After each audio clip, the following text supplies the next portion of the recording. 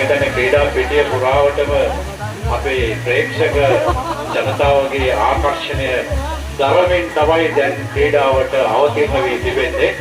අපි බලමු මයිදානේ බොහොම කුඩා කාල සිටම ඇත්තටම මිත්‍රයෝ විදුදමින් වෙලිච්ච මිත්‍රයන් අද මේ ආකාරයට ප්‍රතිමල්යයන් විදිහට ක්‍රීඩා කළා.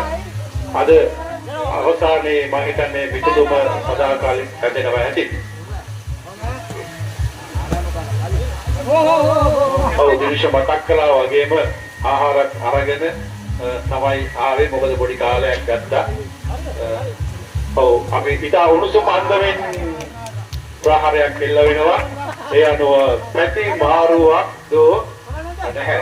මොකක් හරි අතපසුවීමක් තමයි සිදු වෙලා දෙන්නේ. අපි බලමු තරුණ ජවයේ ශක්තිය මේ අට්ටාලයේ උඩ මේ ගම්මානයේ ජනතාව ඉදිරියේ ඔබේ ආදරණීය වැඩිහිටියන් සහෝදර සහෝදරයන් මේ ප්‍රහාර දෙනවා. මේ අනුව